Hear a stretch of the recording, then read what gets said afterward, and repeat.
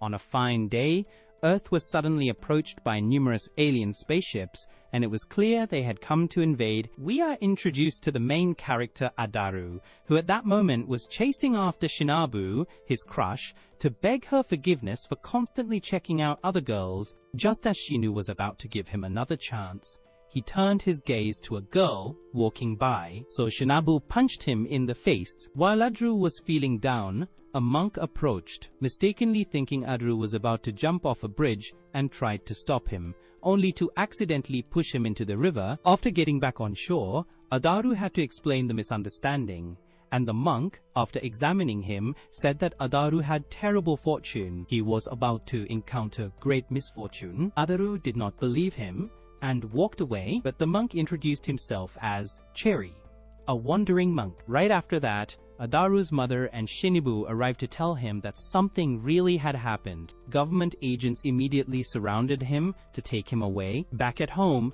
Adaru met the leader of the alien demons, who said that he had made a deal with the Earth's government. Both sides would hold a contest, and Adaru had been chosen to represent Earth. If Adaru won, the aliens would leave Earth in peace and retreat. The chosen game was a game of tag. Right after that, Lum, the daughter of the demon leader, appeared. The leader said that Adaru would have to play tag with Lum, and if he managed to touch her horns within 10 days, he would be declared the winner. Adaru, being a pervert, got down by Shinabu, but he still saw this as his duty, to save Earth. The next day, he went to the stadium to begin the chase with Lum, and he was shocked to discover that Lum could fly, making it impossible to touch her. For 4 days, Adaru chased her with no progress. The next hard days flew by just as quickly, and Adaru still could not get close to Lum. His parents worried that Adaru would be cursed for life if he lost, but Cherry noticed a great misfortune surrounding Adaru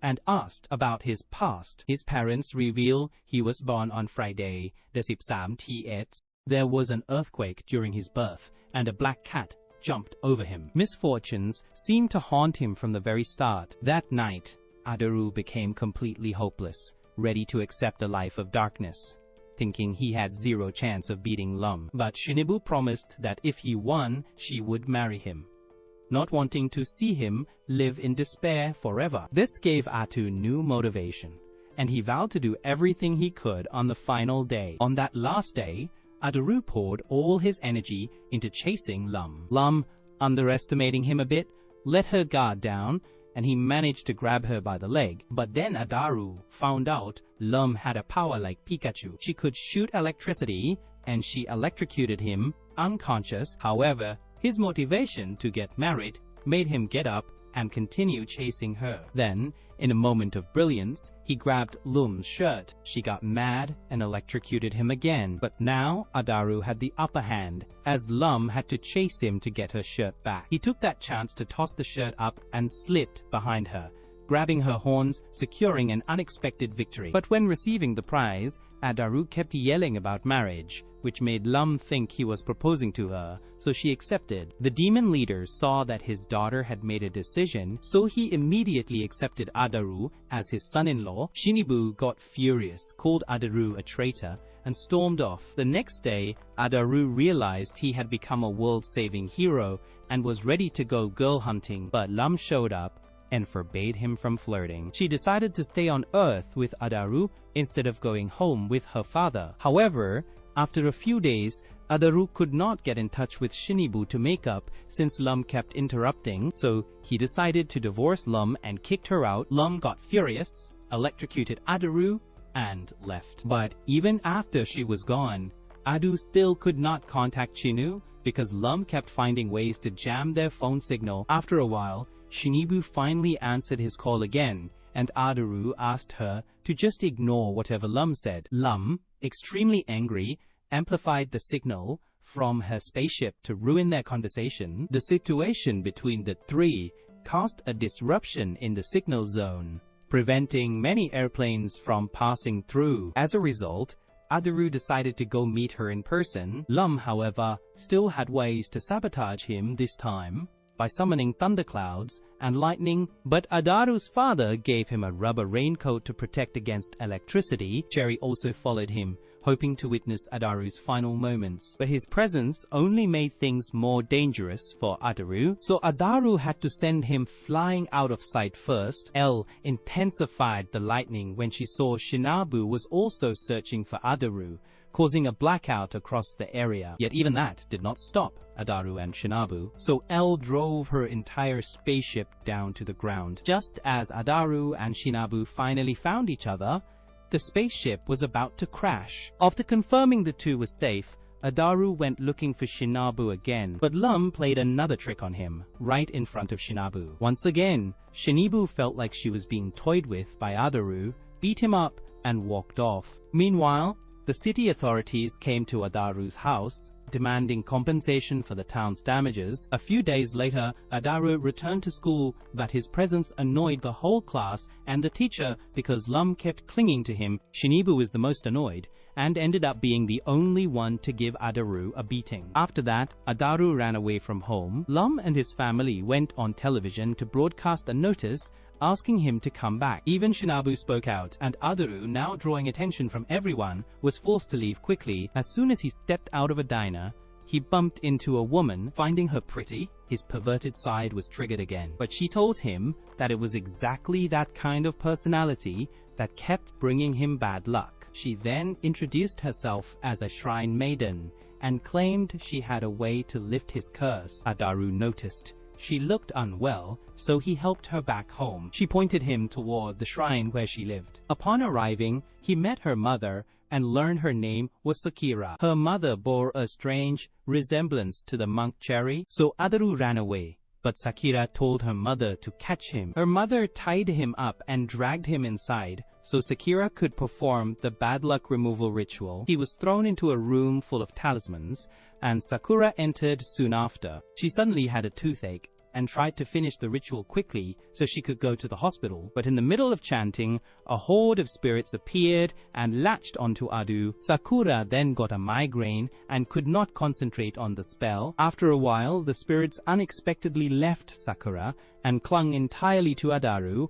which made her feel healthy again. Once recovered, she created a black hole to suck away the spirits attached to Adaru. Just as the spirits were dealt with, the Grim Reaper suddenly appeared to take Adaru's soul. He was hospitalized, and both his family and the two girls believed he had died. But when a nurse walked in, Adaru instinctively woke up and started flirting. Clearly, everyone had worried too much. Lum immediately gave him a taste of what it is like living in a demilitarized zone. A few days later, tired of living in his own home, as if he were in a prison camp, Adaru went to find Cherry to ask him to seal Lum's powers, but Lum was hiding nearby and overheard, so she chased him down and gave him a beating. A few days after that, a friend came to Adaru's house to deliver something. He said Cherry had asked him to pass it on. Inside was a letter stating that Cherry had made a ribbon that if tied to Lum's horns would seal her powers, and only Adaru could remove it. When Lum returned,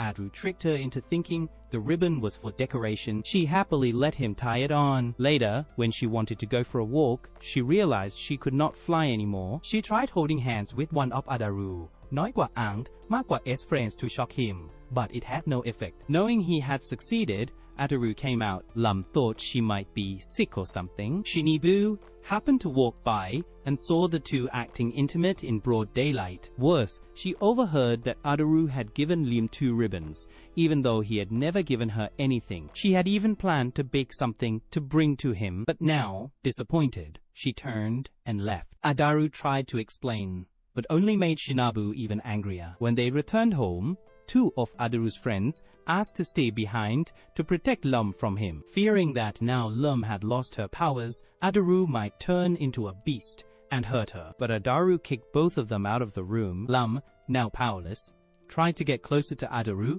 and stick by his side for safety. But Adaru did not like it and reconsidered removing the ribbon from her. However, Lum refused, saying it was a gift from him. When their friends heard the arguing inside the room, they climbed in through the window. Not wanting to be interrupted, Lum kicked both of them out. In the process, she accidentally threw the box containing Cher's letter, and one of the friends read it. Realizing the truth about the ribbon, he exposed everything, prompting Loom to claw at Adaru and demand he remove it. With no other choice, Adaru complied. As soon as Lum regained her powers, she gave Adaru a high-voltage shock. Cherry, sensing bad luck, fled to Sakura's house to hide. A few days later, Adaru's class welcomed a new male transfer student named Chutaro, the heir of a major corporation. On his first day, he arrived at school via private helicopter. Meanwhile, inside the classroom, Shinibu was about to smash a desk over Adaru's head for annoying her first thing in the morning. Just as she threw the desk out the window, she noticed a parasol outside. The entire school gathered and met Chutaro. He introduced himself, and Shinibu apologized for hitting him with the desk. She began to fall for Chutaro and ignored Ataru entirely. When Chutaro arrived in class, the girls instantly noticed him. He quickly focused on Adaru, thinking he was bothering Shinu. He also met Lum and believed she was wasting her youth, marrying a fool like Adaru. But Lum firmly defended Adaru. The teacher then told the class to elect a class president. Churo nominated himself and was supported by the girls. He declared that as class president, he would build a punishment room for latecomers and personally handle students who skipped or left early. Though extreme, the rules did not apply to girls, so the boys protested and nominated Adaru as his rival. During the vote, the result was a tie, as the number of boys and girls was equal. Chutaro refused to accept it and demanded a duel with Adaru. He brought a cannon and aimed to shoot an apple off Adaru's head. So he threw down a glove to challenge Adaru to a martial arts duel. Clearly, an idiotic idea. Adaru, being skilled at dodging, kept avoiding all the gloves and even used substitution techniques to escape. Eventually, Adaru was cornered on the rooftop. Just then, Lum passed by and caught the glove, forcing her to fight in Adaru's place. She quickly electrocuted and defeated Chutaro, granting Adaru the victory. Chutaro saw himself as a disgrace and wanted to perform a ritual of repentance. But the girls stopped him and offered him the position of vice president instead. A few days later, Chutaro began reflecting on Lum. He still did not understand the electrifying feeling he got when around her. Lum was looking for Adaru and learned he was alone with Shinabu, so she rushed off to find them. She ran into Chutaro and soon fell right into the spot where Adaru and Shinibu were standing. Shinibu, pinned under Chutaro, was thrilled and ran off with Adaru chasing after her. Chutaro realized he might have fallen for Lum, thus forming a four-way love triangle. The next day, the school organized a field trip for Adaru's class. During a break, Chutaro announced there was a cave nearby and invited Lum to explore it. She dragged Adaru along, and he pulled Shinabu along with him. The two boys planned to split up and go separately with the girls they liked. While the two girls had the same idea of sticking with the ones they liked, at a fork inside the cave, Chutaro turned off the lights to force a split, yet both girls still ended up with the right person. Later, when the group reunited and faced another split, Chutaro turned off the lights again, but this time the two girls ended up separating from the two boys. When separated from the girls, Chutaro revealed his true nature. As someone who was afraid of the dark, he kept clinging to Adaru's leg until the two girls found them, and only then did he regain his confidence. Adu tested this and realized that Chutaro was only putting on airs in front of the girls. However, the real problem now was that they were lost and did not know the way out. The flashlight's battery ran out at that moment, so Lum used her electricity to light up the entire area for a brief moment, but she accidentally activated a buried ship underneath the cave, causing it to drill a hole straight up to the surface and fly away. Their teacher and the class noticed the group beneath and luckily managed to rescue them. On another day, Adaru's group invited each other to play tennis. Shuro was displeased because Lum ended up on Adaru's team. Lum did not want to lose to Shinibu, so she flew up and delivered a powerful hit. Meanwhile, up on a mountain, a group of crows was carrying some kind of device to Earth. They were the ones who had dropped the machine that Lum accidentally activated in the cave last time. Lum's tennis ball unexpectedly hit one of the crows in the head, causing the device to fall straight down onto the tennis court and land on Chutaro. Adu was surprised to see that inside the device was a beautiful girl. The crows showed up and tried to wake the elder, but he was unconscious, so they took the chance to beat him up for exploiting their labor. After regaining consciousness, the elder realized that Chutaro was the exact type of man their princess liked. He explained that he and Princess Kurama, currently inside the capsule, were from a planet outside the galaxy. Their planet no longer had males, so they were forced to travel here to find men and save their people. The crows then wanted Chutaro to kiss the princess to wake her, but he was too shy, so Adaru tried to do it instead. Lung naturally would not allow that and tied Adaru up. Just as Chutaro was about to carry out the noble act, Shinibu stopped him. That gave Adaru the chance to break free and rush in to kiss the princess. However, when the princess woke up, the first person she saw was Chutaro, so she assumed he was the one who kissed her. The crows decided to keep the truth a secret so the princess could have a sweet dream. When Adaru tried to claim credit, Lum electrocuted him into the sky. A few days later, Lum came to see the crows, thinking they intended to take Adaru away. But the crows all supported Kurama's love and chose to keep the secret. Only the elder wanted to follow the law and have Adu marry the princess, since he was the one who kissed her. Lum did not like that idea, so she decided to cooperate with the crows. At that moment, while Adu was in class, Kurama suddenly appeared to take Chutaro away. Lum and the crows also arrived. They tied up the elder so he could not interfere. Kurama now wanted to create new life with Chutaro, but Adaru claimed that he was the one who kissed her. Before he could finish, the crows gagged him and tied him up. The crows then explained the situation to Chutaro and told him he just needed to sleep with the princess for one night if he hesitated. Adaru might take the opportunity again. Chutaro agreed, but Shinibu objected, so the crows had to silence her in the same way. The princess wanted to speed things up, so the crows and Lum built a room for the two to act. The girls in the class could not accept that Chutaro now belonged to someone else. Chutaro was later left alone with the princess, but he was still trembling and did not dare to proceed. Adaru then sneaked in and told Kurama the truth. The elder arrived as well to reveal everything, which shocked the princess. Now Adu and Chutaro stood for two opposing ideas, one to follow the law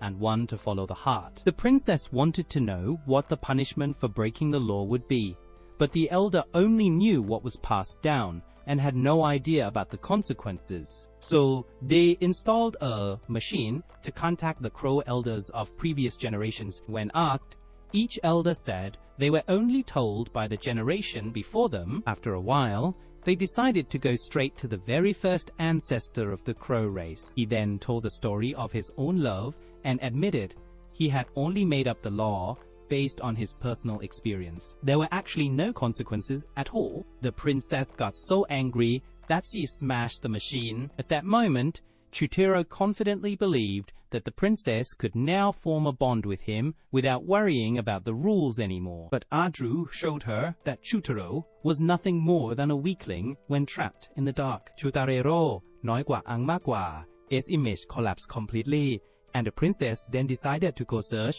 for a new lover somewhere out there in the universe. Since there were no more rules binding her, she was now free to be greedy in choosing a life partner. A few days later, Adaru suddenly saw Cherry grilling fish at the school gate, so he asked what he was doing there. Cherry said he had just brought someone there, and Adaru's friends told him that the school had just gotten a new and incredibly beautiful nurse. Adaru rushed to check her out, only to be surprised that it was Sakura. Chutaro had already arrived before him and proposed to Sakura, which caused the rest of the boys to also rush in to fight for her hand. Of course, all of them ended up getting beaten up and kicked out by Sakura. Later, a few teachers approached Sakura for help with the matter. Specifically, they needed her to exercise a pair of cursed gloves. But then, Cherry suddenly burst in, chasing a cat that had just stolen his fish. Sakura chased him out, but accidentally flung away one of the gloves. Lum, who had flown to school, found it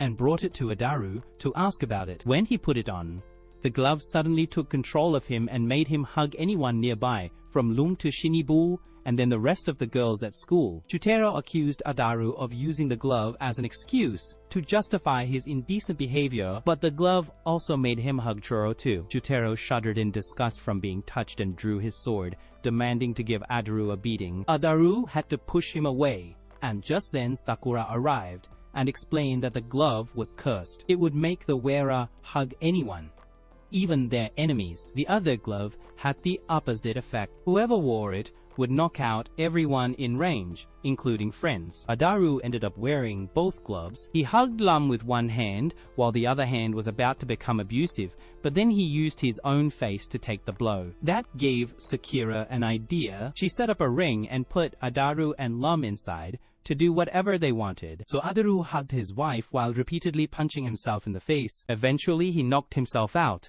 and the gloves were removed as the curse had lifted. Afterward, Adaru hugged Sakura and pretended the glove was still controlling him. So she put it on and gave him a beating. A few days later, the boys in Adaru's class grew jealous that Chutaro was getting more and more love letters from girls, so they came up with a plan to bring him down. They decided to fake a love letter and send it to Adu, hoping it would cause the two to compete and take each other down. After writing a fake letter, they even kissed it and handed it to Adaru. When Adaru heard that a pretty girl had sent him a love letter, he was thrilled and read it aloud. It was full of insults toward Chutero. Chutero glanced at the letter and, seeing the handwriting, looked childish. Didn't believe the girl who wrote it actually existed. After Lam heard that Adaru received a love letter, she became jealous and jumped into Chutero, น้อยกว่าอังมากกว่า S arms to make Adaru jealous in return. But Adaru fully supported the two getting together. Chutero and Adaru then made a bet to see whether the girl who sent the letter was real. The group of boys who planned this decided to go all the way, so they hired a girl to pretend to be the letter writer for 1 hour. The next day, Adaru received a meeting request and was eager to meet his admirer. Elle still tried to make him jealous by saying she would go with Chutero, and Adaru still encouraged the two, but now the boys panicked because the girl they hired messaged them saying she had a stomachache and could not come. Lum overheard everything and decided to let Adaru get humiliated for once. That afternoon, Adu and the boys gathered at the meeting spot, while Lum stuck to her decision not to help him. They waited for nearly an hour, and Chutero finally said he would only wait another 15 minutes. If no one showed up, Adaru would be considered the loser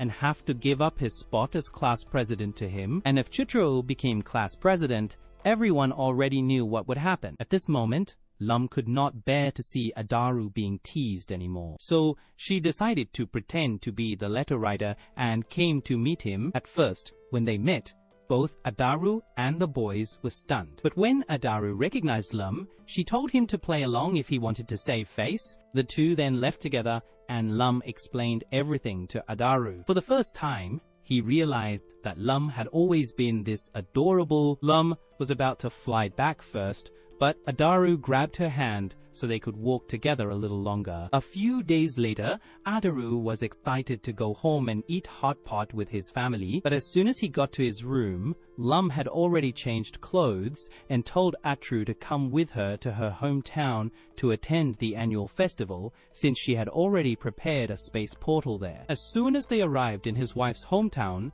Adu was thrown into a battle. It seemed like a serious war, but in reality, it was just a ball-throwing competition. Meanwhile, Adaru's parents were waiting at home for him to eat hot pot. But when he did not show up, they worried that he had been led astray by bad friends. Adaru, on the other hand, noticed a pretty girl and climbed up a pole to try and talk to her. Lum told him that the girl was Sip, her childhood friend, and she could not let Adaru flirt with her friend. Adaru, น้อยกว่าอังมากกว่า S parents, ended up eating all the hot pot themselves without saving any for him. Suddenly, they heard Adaru's voice echoing faintly in the air. At that moment, Cherry showed up and predicted that Adu had gone to the underworld, thinking he had passed away. His parents believed it, especially since they had been hearing his voice in the air. Meanwhile, Adaru was making Lum angry, and Ten also joined in scolding him. Out of jealousy,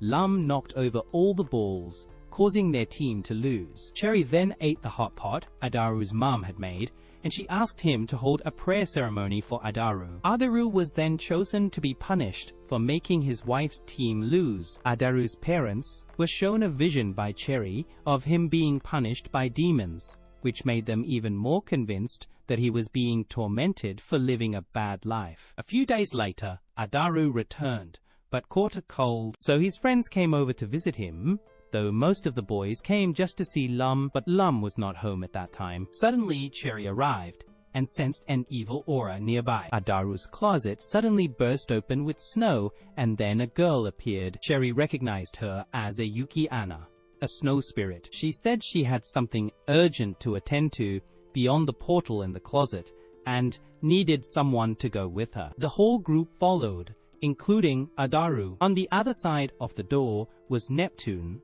the home of the snow girl. She led them to a hall and then jumped in. Jotaro kicked Adaru in first to test the way. There, Adaru reunited with Lum, who told him that the snow girl was Yuki, her friend. Yuki was a princess and had many maids. When they saw Adaru, nói qua ang, ma qua, S group, they asked for help because all the men there had been sent off as migrant laborers, so there were no workers left to clear the snow. While Shutu and the other boys were shoveling snow, Yuki invited Adaru and Shinibu to her house. Yuki took off her outer clothes, which excited Ada, but Lum electrocuted him again, forcing him to run away. Bumping into Yuki, she noticed that Adaru seemed sick, so she brought him to her room. Yuki was rather free-spirited and was willing to steal Lum's man if she liked him, but then a snowman creature burst in and interrupted. It was one of Yuki's servants, and did not like anyone, especially men, getting close to her. The snowman chased Adaru,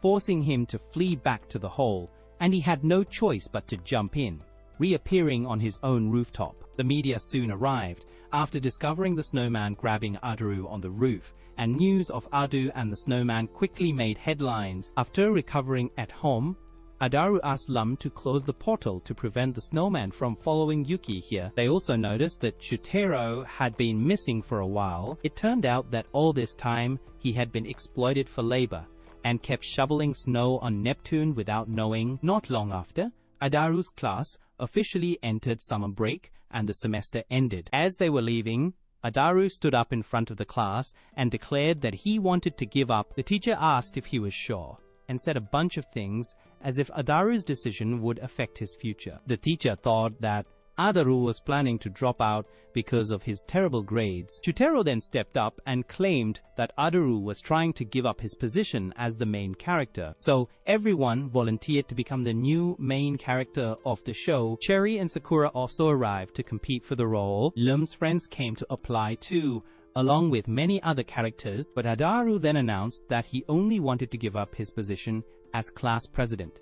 Nothing else. A few days later, Adaru and everyone went to the swimming pool to have fun. In fact, this was a pool that Shiro, nói qua ang, ma qua, S family had bought, but Adaru only saw the boys in swimwear as a bunch of talking vegetables. Lum and Shinibu also arrived afterward, and Sakura found the group just as noisy as always. Adu, being insensitive, ran toward her and got punched into the pool by Sakura. Lum watched over the pool for a long while without seeing Adaru resurface, so she dove in to look for him. She discovered Adaru being invited by a yakai under the pool to stay and hang out at its home, but Adaru was having trouble breathing, so Lum went down in his place. The yakai did not notice and just thought Adaru had turned into a cute girl. After resurfacing, Adaru told everyone about what was under the pool, but no one believed him. They thought he was trying to spread fake rumors to ruin the reputation of the place. Sakura still wanted to check it out. Meanwhile, the yakai, realizing it was running out of tea at home, came up to the surface to buy some. Since everyone was not blind, they quickly discovered it. Adaru's group then went down to take a look just as the yakai had left its house, which made them even more certain Adaru was lying. But the yakai later returned to greet the visitors upon seeing many guests. Chutro, upon recognizing it, immediately demanded that it leave. He and the others quickly rushed to the surface for air. Chutro then insisted on kicking the yakai out even though it just wanted to live peacefully. But since the place was not its home, it had no right to stay. Adaru and Lum hoped it would find a better new place to live. That night, back at home, Adaru discovered that the yakai had moved into his bathroom. After a month, Adaru's mother decided to kick the yakai out of the house because it could not keep camping in the bathroom forever. Adaru then had to help it find a new place to stay, and his mother promised to send it supplies once it had found a new home. He then brought the yakai to the beach and met some others there. Adaru later accompanied it elsewhere to find a place to live. At the same time, Sakura and her boyfriend went on a date at a seaside restaurant. The restaurant was hosting a food challenge, and for the first time, we saw how massive Sakura's appetite was, from a giant plate of noodles to a dozen-pound steak. Adaru then chose a quiet place for the yakai to jump into. It started feeling lonely when Adaru left, but unexpectedly, Sakura and her boyfriend came by. The yakai was about to come greet them, but Adaru stopped it because he did not want to interrupt the date. At the same time, Lum's group was watching from a distance. During that, a little boy walked by Adaru and thought he had a pretty cute pet. The boy had to abandon his own pet because his family would not let him keep it. Sakura and her boyfriend were about to kiss when she felt someone watching. The whole group had to hide so she would not get suspicious. But just as she thought it was her imagination and was about to continue, the yakai appeared next to them to observe. Adaru quickly dragged it away so Sakura could continue, but there was no way she would let it go that easily. Meanwhile, the boy still did not know where to leave his pet. The yakai and Adaru's group then sat on the beach to eat. While eating, the yakai started complaining about its hardships to trigger guilt in the group. The boy saw them and hoped they would take care of his pet. Right after that, Adaru came up with the idea to put the yakai in a box and leave it on the roadside for someone to adopt. The boy saw Adaru's group holding the box and thought his pet had been adopted, but then he changed his mind and ran back to take the box. Shinibu, noticing the box, realized the boy had made a mistake. However, inside the box was actually Cherry, and the whole group realized they had just picked up a creepy old man. Sometime later, the yakai sent a photo to Adaru's house to let them know it was living well with the boy who had adopted it. When summer ended, Adaru returned to school, and today, the principal informed Adaru's teacher that they would once again have a transfer student. And that transfer student turned out to be Lum. Her father also came afterward to complete the enrollment procedures for her. The teacher was quite bewildered, as it was his first time being responsible for an alien student. But since Lum had already gotten used to the school environment for a while, it would be fine. When Adaru heard that there was a new transfer student, he eagerly went to check, but the moment Elle appeared, he choked in shock. He struggled desperately for help that no one understood, and then collapsed on the floor. Later, when they went out to the field for the sports festival, heard that the class next door also had a new transfer student. He immediately noticed that girl and approached to talk to her. Learning that her name was Ran, seeing her husband flirting with another girl again, Lum pulled him away and told Ran to meet her behind the gym later. Ran agreed and went to meet her. Then we learned that Lum and Ran were childhood friends. However, this sweet and gentle image of Ran was actually a fake persona she created to live peacefully at school. Ran then reminisced about the past with Lum and revealed her true nature. Both Ran and Lum used to dream about an ideal boy that they both liked, but Lum got engaged first, which deeply disappointed Ran. As a result, Ran vowed to steal Lum's husband using her kiss, which could suck the life force from others. Ran wanted Lum to keep her alien identity a secret, or else she would reveal an embarrassing secret from Lum's past. The first event of the sports festival was a scavenger race. After running a distance, participants had to pick a card and find the item described on it. Shudaru was asked to find an electrifying beauty, while Ran, for some unknown reason, called Adaru over. Lum was dragged away by Shuaru, so Ran took Adaru behind the gym and tried to kiss him. However, Lum arrived in time to interrupt and dragged Adaru away. The second event was a cavalry battle. Adaru still tried to find a way to kiss Ran, and the moment he found his target, he charged at her. Lum tried to stop him, but Ran also made her way toward Adaru. Of course, The other boys did not want Ran to be taken by Adaru, so they also tried to block him. However, Ran intentionally fell toward Adaru, forcing Lum to push someone else to take the hit instead. The poor guy who was kissed immediately lost his youthful energy and turned into an old man quietly pruning plants. That afternoon, Lum and Ran sat by the river to talk and stargaze. In the past, the two of them had watched shooting stars together and wished for a good husband. But when Lum walked away, Ran realized that the boy she liked actually had feelings for Lum. That was why she wanted to steal Lum's husband as revenge. The next day, Lum received a letter from Ran asking her to meet behind the gym. Lum found one of Ran's dolls there. It informed her that Ran would be hosting a farewell party this weekend because she would be leaving soon and she wanted both Lum and Adaru to come. The doll said that Ran did not want Lum to hate her and just wanted to spend her remaining time with her. Lum later found a map, and when the weekend came, she and Adaru went to Ran's house. Adaru still did not know that Ran was an alien, so upon arrival he just thought her house was designed like a UFO. He gave flowers to Ran, so she put them into a vase that was clearly a living creature. She forbid it from eating the flowers, and then offered them cookies. Lum knew the cookies had sleeping drugs in them, so while Ran went to the kitchen, she poured the cookies into the vase's mouth, which, sure enough, fell asleep. When Ran returned, she quickly realized what happened and also brought a cake. Lum volunteered to wash the plates and wanted to see if Ran would secretly make a move on Adu. But contrary to her expectations, Ran rejected Adu, น้อยกว่า Ank, มากกว่า S, advances. Ran then returned to the kitchen and told Lum to come back out. However, Lum not noticed Ran baking something in the oven. When she returned, Adaru had gone missing.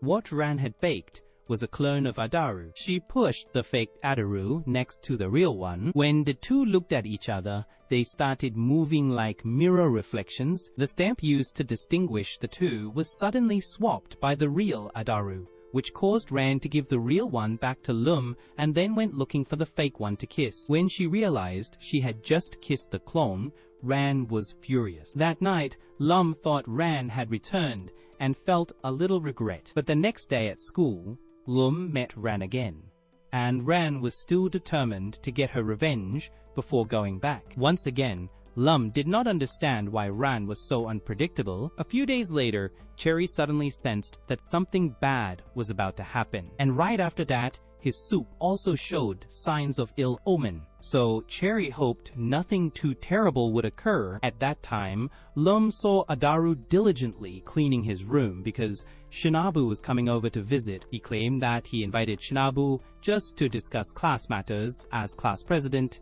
but Lum knew well how flirtatious Adaru was. Cherry then came by to try to warn Adaru about the bad luck he would have tonight, but Adaru did not bother to listen, even though Cherry advised him to run away early. However, Adaru would only run if Shinabu went with him. Shinabu, now on her way to Adaru, น้อยกว่า Ank, มากกว่า S house, was suddenly struck by lightning right in front of her, and a monster appeared. Meanwhile, Adaru continued ignoring Che's warning and sat by the window waiting for Shinabu. She suddenly floated up to the window like a ghost, but she was still alive and brought along the monster she had encountered because it kept calling Lum's name. That tiger monster then transformed into a human, and it turned out to be someone Lum had liked in the past. Adaru's mother heard the noise and came up to see what was going on and saw the guest. Even she was seduced by Lum's ex-fiancé. Adaru then advised Lum to go back home with her ex-fiancé Rai because clearly Rai was way more attractive than Adaru. But there had to be a reason Lum left Rai in the first place. It was because Rai could not control his emotions and would turn into a beast whenever he got excited. Adaru's mother brought food up for everyone, and Adaru noticed that she had put on makeup to impress the handsome guy. Rai kissed her hand, which made her blush and run away. Adaru's father, seeing that scene, felt hurt and left. Lum explained that Rai was just tasting the food still stuck on her hand, not trying to seduce her. Lum then strongly rejected and criticized Rai. Shinabu thought Rai was crying from sadness, but he was actually just moved by the delicious food. Rai did not understand human language very well, So he pulled out a scroll to read a love confession to Lum, but Lum firmly rejected him and insulted him while also clinging to Adaru, which made Rai angry and transform into a beast to chase Adaru. Adaru had to run out of the house and flee to a park. While chasing, Ray kept confessing his love for Lum, which made many couples in the park break up because the girls thought Ray was confessing to them. But no matter how important confessing to Lum was, Ray still did not forget to stop by street food stalls and gobble everything up. Adaru น้อยกว่า Unk มากกว่า S mother realized that even if her husband was sad and hurt, he still had to depend on her because he did not know how to cook. When Adaru returned home, his mother came out to greet him, but heard Ray's love confession and said that if it were not for taking care of her husband and child, she would have gone with Ray. But just as they got back to the room, Ray was dragged over by all the women in the park who wanted to receive his affection, and the shopkeepers also came to demand compensation from Adu because they thought he was the owner of the creature that destroyed their stalls. The next day, in Adaru's class, during a self-study period, Ray suddenly showed up to cause trouble again, but his main goal was still Lum. Ray made the whole class chaotic, and when Chutaro learned that this was Lum's fiancé, he immediately wanted to challenge him. Naturally, Adu and Lum left Chutaro to handle it on his own and ran outside. Ran, hearing a familiar sound, pulled Lum aside to talk. Ran wanted Lum to help make Rai pay attention to her. Meanwhile, Shinaba had calmed Rai down and he transformed back into a human. Seeing a handsome guy, the girls immediately gathered around to give him food, and for the first time, Chutro lost to another boy in terms of charm. Shinibu then reminded Rai of his real purpose, and Ray immediately rushed off to look for Adaru to ask about Lum. But Lum had returned and caused Rai to run straight into Ranan. Ran offered Rai food that she made, and Ray sat down and ate calmly. Lum wanted Ray to understand Ran's sincerity, but clearly making someone with the instincts of a beast understand the girl's emotions was too much to ask. But at least Rai ate Ran's food calmly instead of ravenously like with others. Cherries then also came to give Rai some food to prove that he could do the same. Ran did not want to lose, so she brought out another box for Ray. After finishing the meal, Rai told Cherry that he was still hungry, so he went back. Ran hoped Rai would come back again, but Lum did not. That afternoon, when they returned home, Adaru and Lum were shocked to find that Ray had stayed at their house to freeload. That evening, Adaru's mother informed her husband that she could not keep trying alone anymore and handed him a form. Adaru น้อยกว่า Unk มากกว่า S father thought it was a divorce paper, but it was actually a classroom observation form for Adaru. Since classroom visits are exhausting, this time the father would have to go. Meanwhile, somewhere out in space, Lum's mother also received the classroom observation form, which somehow the school had managed to send to her. On the day of the observation, Adaru's mother still had to go because his father refused to. The reason she did not want to go was that every time she did, Adaru would do something foolish and embarrass her. She hoped she would not run into anyone she knew, but Shinabu's mother recognized her. Later that day, a horse cart arrived at the school. The school staff told the butler not to bring animals onto campus. The butler tried to explain who his madam was, but then Lum's mother's spaceship began to descend, creating a loud commotion. The spaceship crushed the horse cart, and the butler panicked, thinking his madam had been crushed. Lum's mother stepped out and noticed her in-law below and went to greet her. But she was safe. Though she did not understand human language, Lum saw the situation below and flew down to escort her mother. The other woman was Chutero น้อยกว่า Unk มากกว่า S mother, who felt insulted by Lum's mother and angry that her beloved horse cart had been destroyed. She hated machines and loved the cart. She told Chutro and Lum to translate her words, saying she wanted to settle this debt with Lum's mother. However, Lim mistranslated and made her mother think destroying the cart was a good thing. Chutero น้อยกว่า Unk มากกว่า S mother then threw a glove to challenge Lum's mother to a duel, but Lum's mother did not understand. Lum then translated it, and while everyone else felt the tension rise, Lum's mother thought she had just been proposed to.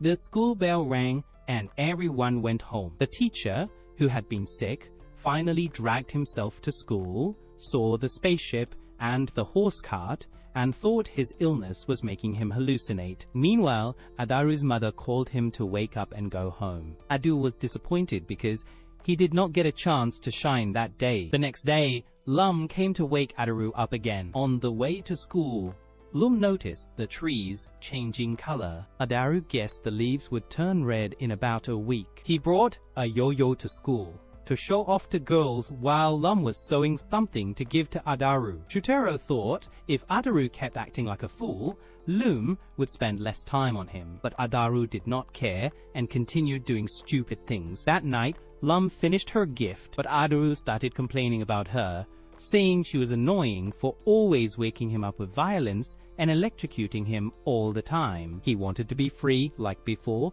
which made Lum angry. She did not let Adaru see the gift she made and left him to sleep, then walked away. The next morning, Adaru's mother woke him for school, and he noticed Lum was not there. At school, Lum did not show up, making Adaru feel he was now free to chase girls. That afternoon, his mother asked about Lum, but there was still no news. Adu returned to his room and saw the doll Lum had left for him. He had never felt so empty before. The next day, he got up early on his own, went to school without flirting with girls, and stood by the window blankly staring outside. A friend noticed the Lum doll in his pocket. Chutro was convinced that Lum had left Adaru and even admired her for putting up with him for so long. Adaru suspected Chutaro had kidnapped Lum, but he did not know where she was either. Adaru had to admit that Lum had disappeared, so Chutaro mobilized his forces to search for her. Adaru ran to all the places he used to go with Lum, and memories of her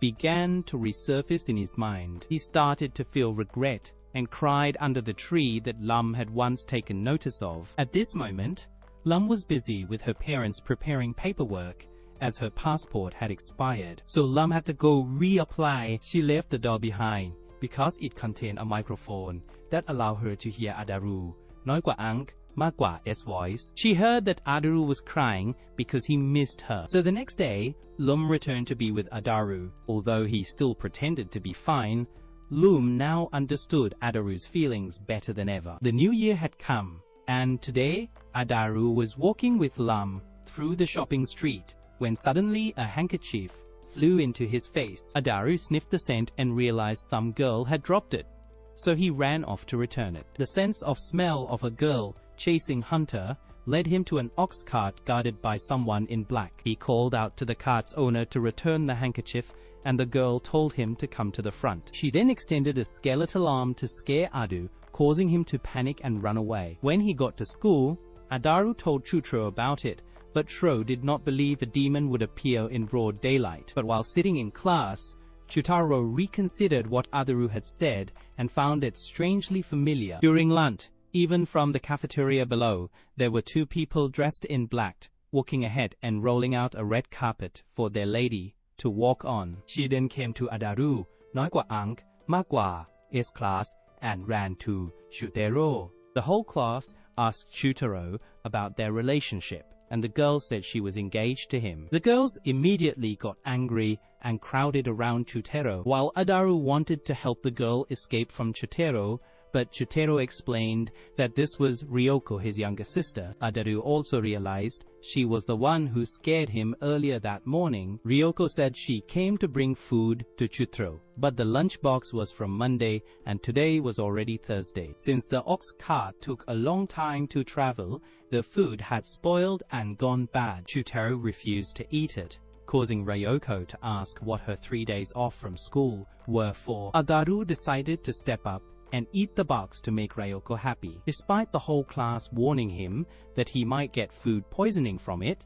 But Lum and Ryoko were eager to feed him. Chutero asked his sister to stay away from Adaru, but she ignored him because her brother did not value her efforts like Adaru did. Chutero was willing to let his sister approach anyone except Adaru. However, Adaru now also started calling Chutaro brother-in-law, though Chutaro would never accept Adaru because of his terrible personality. But Ryoko then had her subordinates stuff Chutaro into a locker, which triggered his fear of darkness and tight spaces. The boys finally discovered Chutaro, น้อยกว่าอังมากกว่า weakness while the girls found it charming as it awakened their maternal instincts. But Chutero believed his sister was still naive and did not yet know how terrible Adaru truly was. Ryoko began to accept Adaru. Chutero threatened that if Adaru ever came to his house, he would deal with him, but not long after, Adaru was still invited to Chutero, น้อยกว่าอังมากกว่า 's house, with two girls following behind him. And on top of that, Sakura also arrived. Then, Ten and Yuki also came because they had stopped by Lum's house and found out she was attending the New Year's party there, so they joined as well. Seeing so many people, Chutaro had no choice but to allow Adaru into the house. Chutarero's home had an elevator in the front yard to make it easier for the servants to enter. Chutaro had no idea what would happen next, because Ryoko was in charge of hosting this year's New Year party. Ryoko then used a loudspeaker to welcome everyone and told them to come inside as the food was already prepared. Once inside, the group saw arrows on the floor and followed them. They were led to a room and had to sit on cushions of their own choosing. Immediately after, Ten and Atu fell out of the room while the others were pushed out. Ten and Atu were taken by a conveyor belt underneath to another place, while the others were herded to a separate location by Ryoko's guards. Ten and Adaru were then brought back to the front gate and had to follow the set path again. But Ten did not like following the rules, so he went the opposite direction and ended up being caught, tied up, and removed from the game by the guards. Adaru then proceeded and arrived at a room with Chutero, Lum, and Shinibu. Chutero, น้อยกว่าอังมากกว่า 's grandfather, came to offer tea, but after they drank it, he revealed the tea was laced with a paralytic drug. Only Lum was unaffected by the drug. As for Adaru, he seemed to be used to it already. So when he saw Ryoko walking by, he still tried to crawl after her, only to end up falling into the koi pond and being fished out by a group of people in black outfits, who then gave him a change of clothes. Meanwhile, Lum reached a room where she found Rei and Sakura, and the three of them had a cake-eating contest, with Lum being quickly eliminated since she could not eat as fast as the other two. Elsewhere, Chutero and Shinabu went together and met Chutero's father, who locked Chutero in a dark room. But since Shinabu was with him, he was not too scared. The two then managed to trick and trap Chutero, น้อยกว่าอังมากกว่า 's father, in the dark room, so they could continue onward. It was then revealed that Chutero, น้อยกว่าอังมากกว่า's entire family was playing a board game, with the mansion itself being the board and Adaru's group being the game pieces. Chutaro landed on a space where he was to be chased by a monster, so the bodyguards smeared him with food sent to attract Rai to chase after him. Meanwhile, Lum had to stop and wait for a cow to cross the road. Yuki later met up with Adaru, and both of them received New Year's lucky money envelopes from Chutero's grandfather. Thinking it was money, they opened them only to find 2 iron weights instead. Yuki insisted that, in Earth's culture, lucky money must contain real money. Although Chutero's grandfather claimed he was joking, Yuki did not find it funny, because lucky money absolutely must contain money. The group faced many challenges, and just when they were about to reach the finish line at the end of the day, Ryoko pulled a trick on them by launching Adaru, Chutero, and Shinibu into the sky on a rocket which exploded into fireworks, ending the event without any real winner. Not long after, Adaru's parents were overjoyed to have Lum around to try on festival clothes for them to take pictures. They were happy to have a daughter, which made Adaru sulk and apologize to the family for not being the daughter they wished for. He then stormed out of the house in frustration and found a kid in the mailbox, whom he brought inside to show everyone. Lum recognized him as her cousin Ben, and was surprised that he had made it here. The boy explained that he had asked the post office to send him, which is why he still had postage marks on his body. The group then went to Sakure's house to celebrate the new year, and Ben tagged along. He immediately flew up to Adaru and asked if he was really Lum's boyfriend, saying he would not accept him. Seeing Adaru annoyed him, Ben breathed fire on him. Upon arriving at Sakura's house, Ben easily won the favor of Sakura and Shinibu, prompting Adaru to imitate him, which backfired. Ran then appeared, working as a shrine maiden, and Ben immediately recognized her. Ren tried to pretend she did not know Ben to hide her identity, but Lum insisted on provoking her, forcing Ren to imply one of Lum's embarrassing secrets to get her to shut up. The group then played a card game, but Adaru kept using it as an excuse to touch the girl's hands, causing Ben to spit fire to stop him from acting on his intentions. Ben later showed off his flying ability and was praised by everyone except Adaru, who mocked him and got fire spat on his face again. Adaru went to cool off in the water when Ren approached him and expressed sympathy, saying Lum was spoiling that kid too much. She tried to take advantage of the moment and kiss Adaru, but Ben spat fire again to stop them. Furious, Adaru grabbed a frying pan to chase after Ben. Thanks to the pan, he was able to block the fire and charge straight at Ben, forcing Lum to protect him. Sakura ended up throwing Adaru into the koi pond, and Lum scolded him for being childish and picking fights with the kid. However, Ben slowly began to feel attracted to Sakura. The next day, back at Adaru's house, Ben had taken over his study desk. Adaru still tried to provoke him, even though Lum advised him not to pick fights with a child. Lum asked Ben what he was doing, and he replied that he was writing a letter. After asking Lum to translate it, the two found out that Ben wanted to write a love letter to confess to Sakura. Adaru offered to be Ben's love advisor since he was very good at romance stuff. But in reality, he was setting Ben up. When Sakura got home and unexpectedly received the letter, she read it and found it filled with vulgar and dirty language, like a harassment letter. She decided to go meet and beat up the one who wrote it. At the meeting place, Adaru was surprised that Sakura still showed up, but he had a plan and quickly pushed Ben to come forward. Strangely, Sakura completely forgave Ben because she could not bring herself to hit a child. Adaru had even planned Ben's entire outing, and the first stop was a couple's cafe. Since Sakura could not bring a child into that kind of place, she brought Ben to another cafe instead. Little Ben burst into tears because he had made plans that Sakura did not like, so she decided she would go along with him afterward. Right after that, the two went to the movies, but it turned out to be a somewhat adult-themed film. When Ben started crying again after she refused, Sakura reluctantly agreed to go in with him, only to realize it was a pretty dumb movie, and Ben quickly got bored and sleepy. However, Lum raised her voice and exposed them, leading Sakura to discover both of them. She threw them out of the theater for not being old enough to watch adult content. Suspecting Adaru was behind Ben's plans all day, she became certain it was his scheme after Lum accidentally revealed the rest of the schedule when Ben woke up. That night, Ben sat down and confessed his feelings to Sakura, but Adaru noticed she was wearing a ring, meaning someone else had already proposed to her. Ben realized he had been rejected, but instead of accepting it, he blamed Adaru and breathed fire on him. Sometime later, the teachers held a meeting and began investigating the Eries,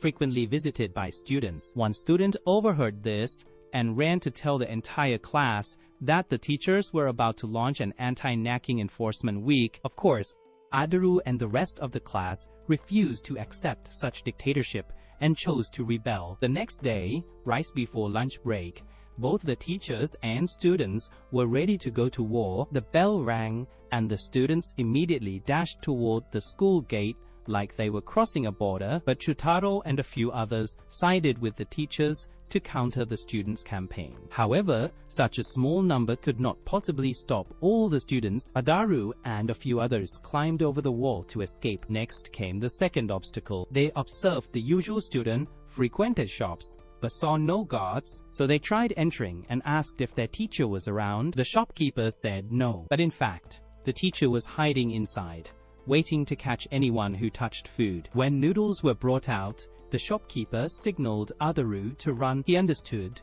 and immediately the teacher leapt out, forcing the group to flee. Other students soon joined them, as other shops were also under surveillance. They were blocked by Shutero, น้อยกว่าอังมากกว่า S group, but the girls pleaded with him until he gave in and let them through. The boys took advantage of this by cross-dressing to sneak past. The whole group then reached an elderly lady's shop, but Sakura was already there and had eaten all the food. The teacher continued the chase, but was soon arrested by a detective who called the police, suspecting him of stalking students. That detective worked for the shopping district, and since students were valuable customers, they were eager to help. The students split up to distract the teachers. Adaru's group was led through a back door by a shop owner, where a teacher had already been tied up. Shinibu was working part-time there, and according to the owner, this was the safest place for students. Lum then ordered a super spicy cake, and just as Adaru began flirting with Shinibu,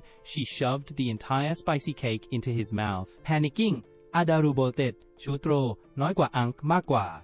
S group saw Adaru running and fled in the opposite direction. Along the way, two teachers were resting. Chutero crashed into the older one and kept running, and Adaru collided with the same old teacher. The younger teacher nearby assumed the elderly teacher had heroically sacrificed himself and urged the others to follow his example and punish the students, though in reality the old teacher was fine. Nevertheless, the students were determined to fight, just to be able to eat. The two sides clashed throughout the afternoon, and the first day of anti-necking week ended in a draw. A few days later, Ben was again taken out to eat by a group of older girls. Adaru grew jealous because the boy was being pampered by every girl. The three girls then asked about the person who had proposed to Sakura, and she revealed it was Tsubame, a licensed and certified spiritualist. He sounded like a perfect match, but Ben wanted to make sure Sakura's destiny truly aligned with Tsubame's. The boy pulled out a device containing an ad for the prophetic eye, a tool that helps users see who their soulmate really is. The boy ordered it and showed it to Sakura to try out, but she did not believe in it. So Shinibu gave it a try. When Shinu looked at it, she was shocked and could not believe what she had just seen. Lam also tried it, but the other half that appeared was Ray, while Ran also looked and saw in it. Neither of them dared to say it out loud, knowing that if they did, the other would go ballistic. Sakura noticed the three girls were all silent, so she asked what they saw. Shinibu confessed that she saw its Tsubame's image, so Sakura had to try it too, and saw both Shutter and Adaru in it. At that moment, the two had met Tsubame outside, and they all came in together to see what was going on, only to be caught by Sakura. She then scolded Chutero and Adaru because she truly believed she would marry both of them. This made Lum and Ran realize what was going on, and so the girls started fighting each other to win back their rightful lovers. Meanwhile, Tsubame was being led by Shinabu into his supposed fate. But little Ben, who had left earlier,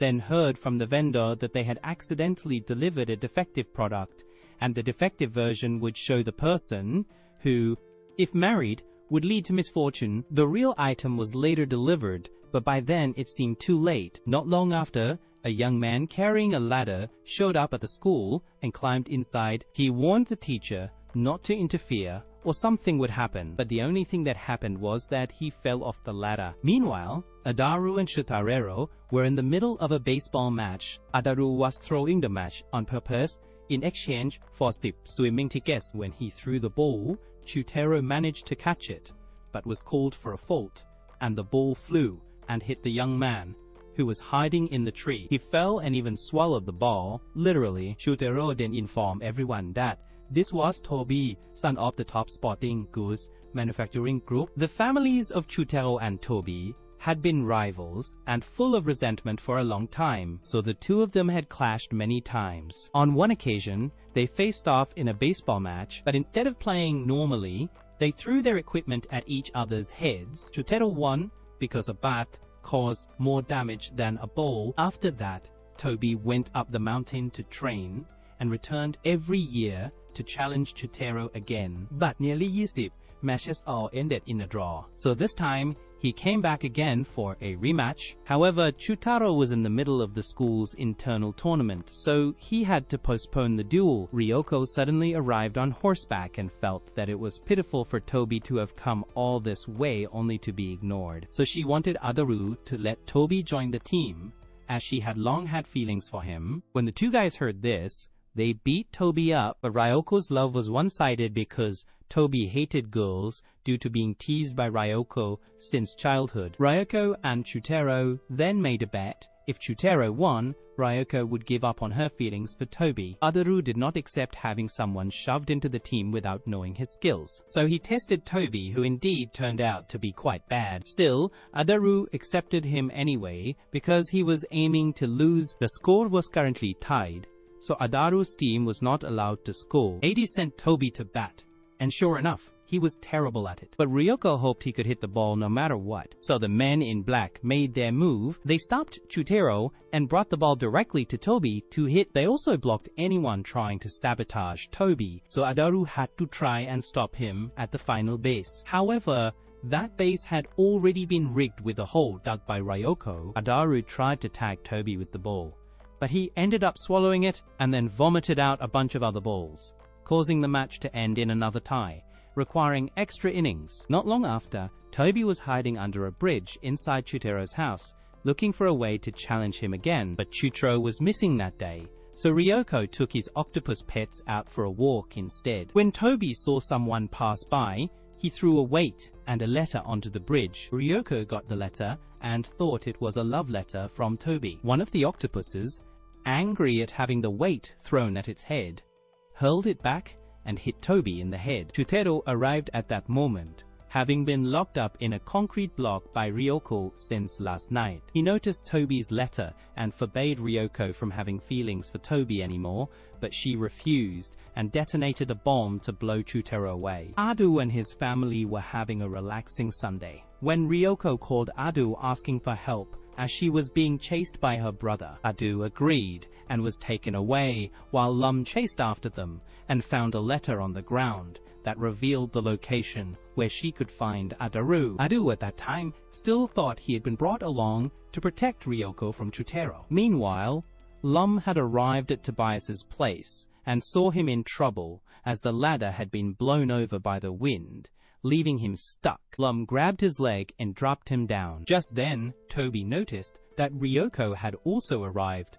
and thought she came to stop their duel. Toby was then dragged to the ground by Ryoko's men, while Lum tried to remind Adaru that he was just being used. A person in black then revealed himself to be Chutaro, who was determined not to hand over his sister. Toby, who had always wanted to defeat Chutaro and had trained hard for it, was acknowledged by Chutaro, who promised to let him marry his sister if he won. Adaru had been waiting for that sentence and lunged in to grab Chutaro น้อยกว่าอังมากกว่า sword and threw him away. Chutaro tried to regain his balance, but Lum struck him with lightning, causing a wooden pole to hit his face. Lum won the fight, but Adaru had to run away with Ryoko because he knew Lum would not like her. However, Chutaro soon returned and kicked Adaru away. Lum caught him mid-air and Ryoko, not wanting to trouble Adaru any further, jumped down herself, landing right on Toby น้อยกว่าอังมากกว่า 's face. She believed Toby had sacrificed himself to save her. Shut misunderstood further,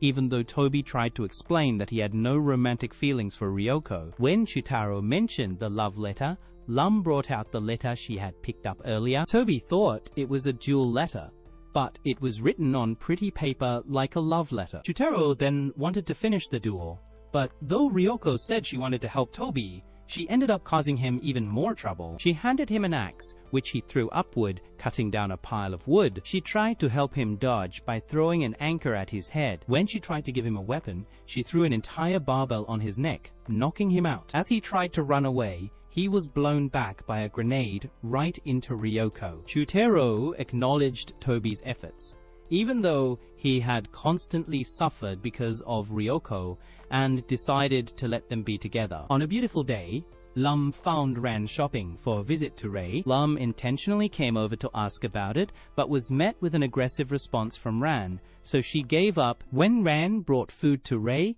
he devoured it and then turned to kiss her cheek, which made her very happy. She later came back happily to tell Lum when Lum visited Ran's house, she saw Ran welcoming her so cheerfully that she became suspicious of a plot. But Ran just said she wanted to make peace and told her Rai had kissed her. Lum was genuinely happy for her, making Ran realize Lum was truly a good friend. When Lum returned home, she found Rai had come to see her. Ben told her Rai came for Lum, but Lum believed he was too timing with Ran. Ran then showed up and was shocked to see Rai with Lum, thinking Lum still had feelings for Ray. Ran mentioned the kiss Rai gave her, but he did not remember it. Ben then gave Ran a cake to cheer her up, which she ate completely, leaving some crumbs on her mouth. That is when it became clear why Rai kissed her, but Ran did not realize it, so she remained happy about it. A few days later, Ran invited Lum out to eat and reminisced. When they were kids,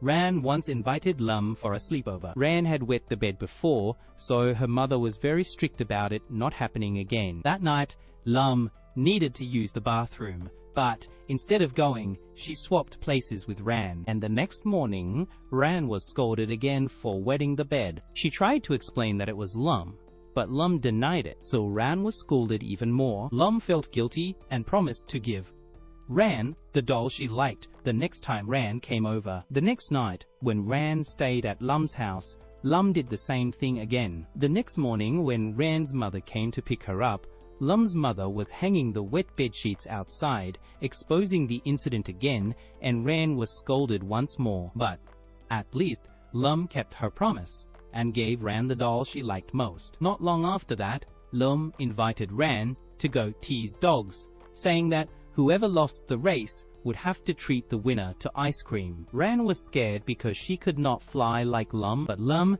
dragged her along in the air while they were being chased. However, Lum slightly miscalculated the flying direction, causing Ran to smash her face into a rock. Lum promised to treat Ran to ice cream, but when it was time to pay, she still insisted on splitting the bill because Ran ran behind her and lost the bet. There was another time when Lum came to Ran's house to play darts. Ran accidentally hit her mother's favorite doll. Lum tried to take the blame for her, but since the dart's color could not be switched in time, Ran's mother thought that Ran had forced Lum to take the blame. Lum also felt that she herself was the reason Ran had become so mean now, so she decided to reflect on her actions, but as she was leaving, she forgot to pay again, so Ran had to pay once more, making her hate Lum even more. A few days later, Lum was jogging past Sakira's house and saw her burning something. Shinibu also passed by, so the two went in to check. They found out Sakira was grilling reptiles to make medicine. Neither of them was interested,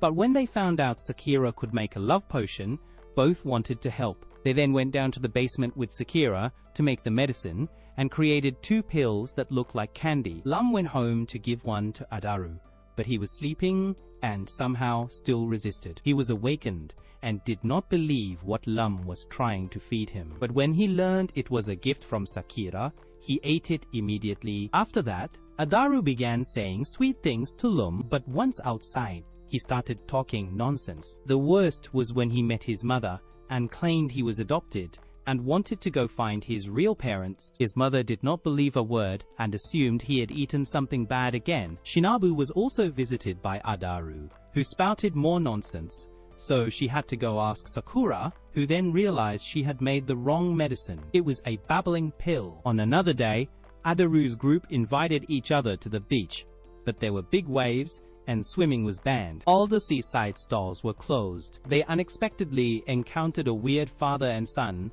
shouting at the sea and resisting the crashing waves. The group approached them and learned that the father and son owned a seaside shop that had been in the family for 3 generations, and the son Rio was next in line. But since there were no customers after summer, business declined, and Rio wanted to find another job. The two had no common ground, as the father wanted to run the shop year-round. The worst was winter, when thick snow meant no customers at all. Adaru and Chiteru decided to leave thinking it was not their business. As they were leaving, they overheard that Rio was actually a girl forced by her father to live as a boy. Their womanizing instincts kicked in, and both guys wanted to go back and help. However, Rio had been living as a boy for too long, becoming hot-tempered and disliking physical contact. She later punched her old man and wished she could live as a normal girl. Adu and Chutro realized they could not change her mind and decided to leave again. The father then offered the whole group a free meal, asking them to help convince Rio to take over the shop, but the two kept fighting. The group proposed chaining them together, but they kept fighting so much that they destroyed the entire shop. Adaru finally admitted it was hopeless and left. A week later, Adaru and Lum ran into the father and daughter again. They no longer had a shop and had come to a high school to do business, which turned out to be Adaru's school. The father said he would let Rio wear a sailor uniform if she could beat him. Rio took off her shirt, which made Adaru lose control and interfere, getting Rio knocked out. She then took her anger out on Adaru and had to wear the male uniform again. However, whether dressed as a girl or a boy, everyone still liked Rio, making Chutero feel a bit threatened. Chutero held a meeting with Adaru, น้อยกว่าอังมากกว่า S group to come up with a plan, and they decided to have Rio wear a girl's uniform. The four of them then went to the father to ask for the uniform, but he said if they wanted it, they had to beat him. The four grabbed hammers and beat him down, then stole the uniform. When she brought it to Rio, she was very happy, but Rio did not want to wear it yet, because she wanted to defeat the old man herself and earn it, not rely on anyone else. Besides, Rio also felt like she was still missing something, and when Ran walked in, Rio noticed that Ran was the ideal model she was aiming for. Rio then went to ask Lum for advice on how to become friends with Ran. Rio wanted to learn Ran's femininity so she could wear the girl's uniform. Ran later received a friendship letter, but mistook it for a love letter. So she went to ask Lum. Lum pointed out that it was Rio and mentioned that Rio was a girl, but Ran did not believe her and thought Lum was just trying to hinder her popularity. That afternoon, Rio observed Ran and learned the first lesson, not to rush. The two then went to eat together, and Rio closely watched all of Ran's actions and gestures to imitate them. But Adaru and Lum were spotted by Ran, and when Ran questioned Lum, she claimed she was only following Adaru. When they went boating,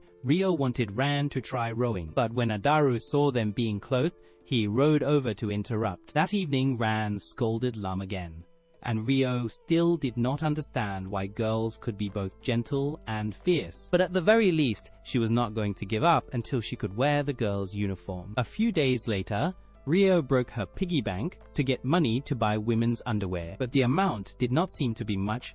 Meanwhile, Shinibu was on her way home and felt like she was being followed. After turning around several times, the three stalkers became aggressive and chased her, so she ended up staying with Rio for safety. Rio then asked Shinibu for advice on buying underwear, since she had tried going into a shop and found that the items were not cheap, and she did not even have 1/10 of the money needed. Shinabu suggested ways to get discounts, but just then the three stalkers showed up and asked for Shinabu's help. Turns out, the three of them were from a nearby school, and their boss had fallen in love with Shinabu. Shinabu thought about their boss, but after seeing his face, she immediately rejected him. The three did not want their boss to be heartbroken, so they asked Rio and Shinabu to pretend to be a couple, so they could take pictures and show them to their boss to make him give up. The next day, Shinibu told Adaru, น้อยกว่าอังมากกว่า S group about the whole thing.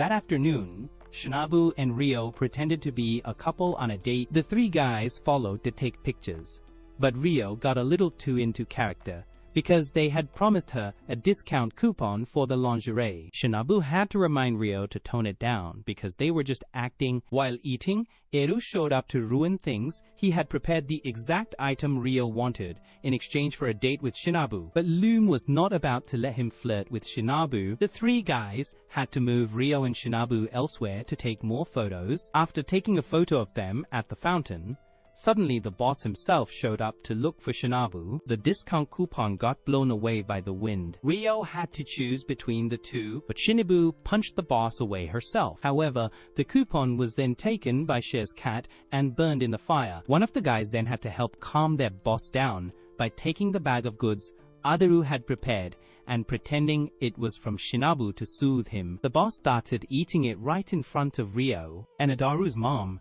realized her stuff had gone missing. One night, the TV announced that there would be a shooting star. While Adaru's family was having dinner, a star suddenly fell right into their house and destroyed everything. It claimed to be the wishing star and said they were the lucky poor family selected this time. Adaru's parents did not believe it and thought it was a scam, so they ignored it. It did not insist and was about to leave, but Adaru's dad asked it to clean up the mess, so it told him to write the request down and put it in its mouth. The house was restored, and only then did they believe it could really grant wishes. The family then began thinking about what wish to make. Cherry used up one wish just to get a plate of noodles, so the family now had only one wish left. Adaru wanted a harem. Lum wanted to fix Adaru, น้อยกว่าอังมากกว่า S flirting habits, and the mom wanted wealth. Adaru told his mom to discuss it with his dad and said he would take the star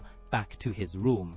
but she told him to leave the wishing rod behind and go wherever he wanted. When they went up to the room, Adaru had secretly cut star-shaped paper to cheat, and Lum also fought with him over it. But then both of them realized that the paper was useless. The whole family then gathered to discuss, but still could not agree on anything. Since the star friend would stay until morning, they needed to reach a consensus soon. After watching TV, the star friend went to look for something to drink. While the family decided to draw lots after a while, Adaru's dad won, and his wish was to start life over again, which made Adaru and his mum think that he regretted living with them. They then went to find the star friend, but it had drunk beer and passed out drunk. They tried to wake it up because morning was coming, but since it would not wake, Cherry wrote a wish for the star friend to wake up and leave, as the 3 wishes had already been used. Cherry believed this was for the best, since no one would have to fight over it anymore. A few days later, Lum returned to her spaceship and began to concoct something, which turned out to be a lipstick. She tested it out and then brought it to Adaru, asking him to apply it too, but he refused. When Ben arrived, he accidentally got smeared with the lipstick, and Lum's lips stuck to his face. Adaru realized that the lipstick acted like a magnet and assumed it was some kind of dark magic, so he pretended to throw it away but actually kept it. The next day at school, Adaru wanted to test the lipstick on someone, and the first suitable person was Rio. He let Rio try it, and Rio seemed to like it. But then Adaru also applied it on his own lips to attract Rio. Rio quickly punched him to stop him. Lum later entered the classroom and got pulled toward Adaru due to the lipstick's magnetism, and the boys had to separate them. Lum re-evaluated the situation, confused about how it turned out like this, but the girls quickly figured it out and took the lipstick from Adaru. They then wanted to apply it on Chutro,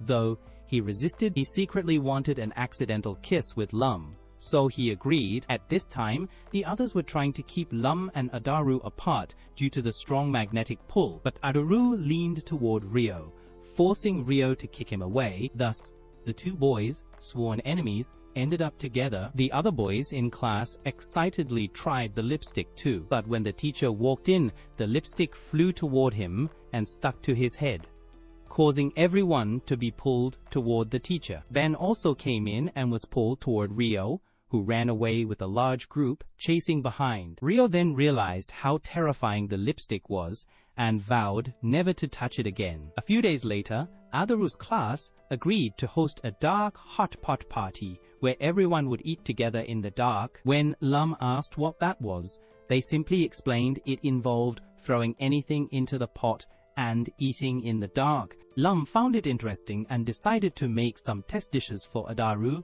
to try at home. But when Adaru saw the food, he sensed something was off and tried to run away. Lum chased him and forced him to try it. A dog that bit into a dropped piece of food found it so spicy that even the dog could not bear it. Adu knew he had to avoid it at all costs, but Lum tricked him and shoved a piece into his mouth. His lips swelled so badly afterward that he could not speak that night.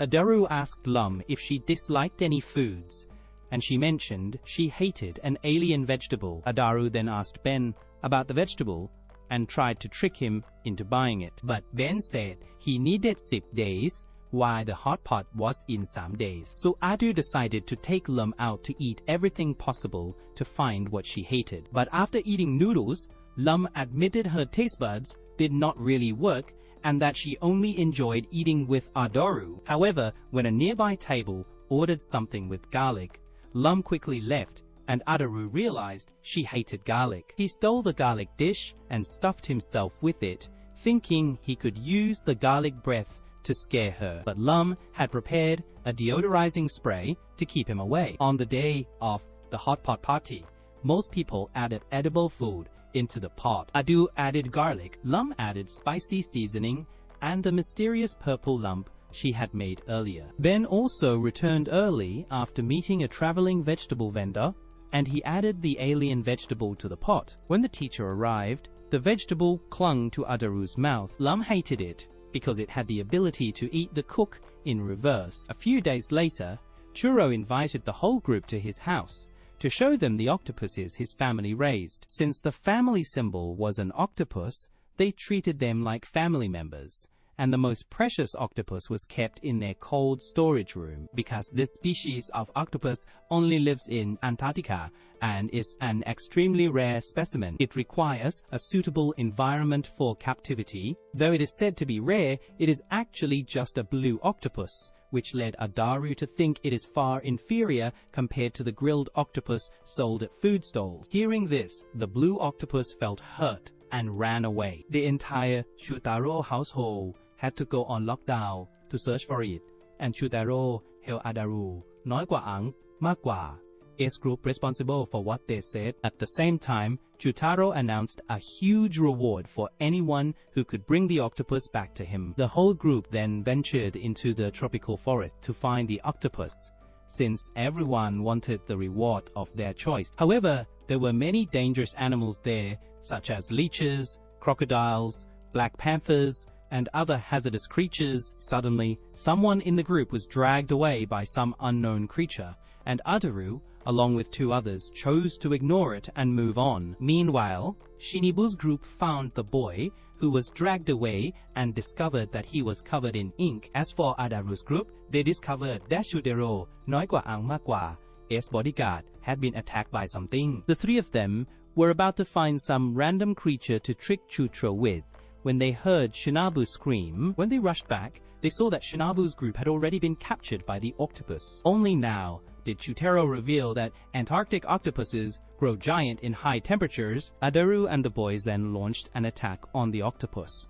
but it had no effect, and they were captured as well. The octopus then tore Ryo's shirt, so the boys provoked it on purpose to lure it further away, but Lum shocked the octopus with electricity, accidentally electrocuting everyone nearby too. Chutaro then showed up to try and persuade the octopus to come back. The octopus hugged Chutaro so tightly that he almost suffocated. On another day, little Ben, feeling bored at Cher's place, went to school to look for Lum. When he arrived at class, he saw Adaru eating lunch early and asked about the thing in his lunchbox. Adaru explained that it was pickled plum and tricked Ben into trying it. As soon as Ben tasted it, he became drunk and started spitting fire randomly. The whole class thought Adaru had given the kid alcohol, so he borrowed a friend's lunchbox and gave pickled plum to Lum to prove his point. At first, Lum only found it sour, but after a while, she also got drunk, started undressing, and began zapping electricity everywhere. She demanded more pickled plum,